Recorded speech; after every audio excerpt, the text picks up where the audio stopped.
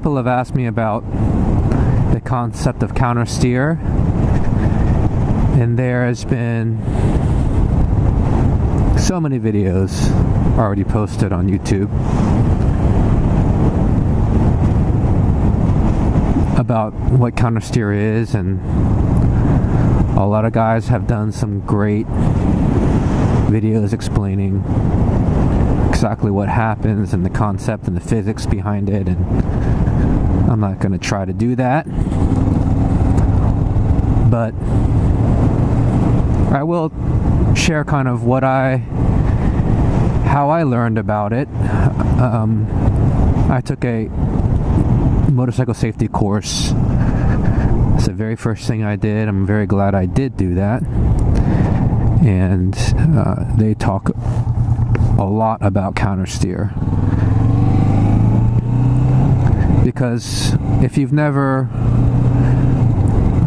ridden a bike before, and to be honest, I've never even thought about it in terms of riding a bicycle.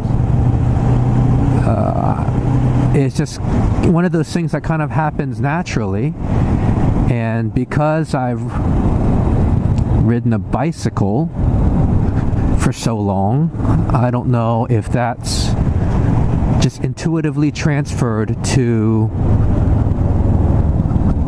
Good Lord. I'm glad I wasn't there when he turned into this lane. I don't know if that's kind of what happened intuitively when I started riding a motorcycle, because I didn't have a problem at all with this concept of counter steering, so I'll have to look into that. But the whole concept is after you get past a certain speed, you no longer can turn the handlebar in the direction you want to go, and there's some physics behind that I'm not going to even try to explain. But probably the best lesson that I learned from my motorcycle safety course was the concept of slipper. SLPR. And that's the term that's used when you think about turning into a corner or taking a turn. Slipper, SLPR. And what that taught me was to slow down. You never want to brake in the actual turn.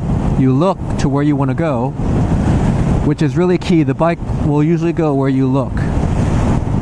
Probably always go where you look. And then the P is what really is about counter steers: push. You push on the handlebar the side you want to turn. So if I want to turn right, like this turn coming here, I push on the right handlebar and the bike goes there. And then R is to roll onto the throttle. So you want to actually have consistent throttle through a turn instead of jerking on and off, because that disrupts the balance of the bike. And you've seen a lot of videos, I'm sure, of people actually rolling on the throttle too aggressively during a turn, or being on the throttle aggressively and then letting go of the throttle in the middle of a turn. Oops, sorry. But anyway, that's when I first understood counter steer. Obviously, I'd been doing a lot, probably on bicycles and mountain bikes and things like that, but that's kind of pretty much what it is. When you get past, I don't know, probably 20 miles per hour,